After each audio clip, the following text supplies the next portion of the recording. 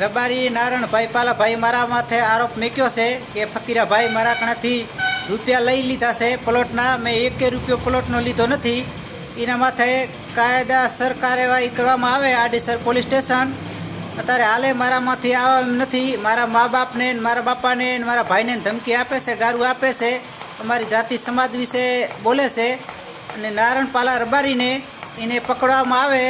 Adesar police station SP Gandhidham એટલી મારી જવાબદારી તમને હું સોંપું છું. અને વારંવાર મારા બાપાને ધમકી આપે છે, તમે મોડા ગામમાં આવશો તો હું તમને મારી નાખીશ. નારણપાલા રબારી અને બરજોડાથી અમારો પ્લોટ લઈ લીધો છે. અહીંયાને 3 પ્લોટ અમારા લઈ લીધા છે. અમારા ખાતામાં ખેતર છે અત્યારે હાલે એ 608 સર્વે નંબરનું ખેતર છે, ટાવસ પૈકીનું છે, એ લઈ લીધું છે. એને મહેરબાની કરીને આડીસર પોલીસ સ્ટેશનને મારી વિનંતી, એને પકડવામાં આવે. મેં એક રૂપિયો લીધો નથી, 1 રૂપિયો ખાતો નથી.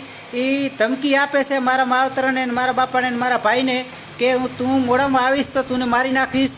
આડીસર પોલીસ સ્ટેશનને મારી આટલી વિનંતી કે એને પકડવામાં આવે અને તમામ કાગળિયા હાજર કરવામાં આવે. એ રબારીને, નારણપાલા રબારીને. ને એ રબારી જો રબારી નથી, રબારી હોય ને તો આવું ન કરે.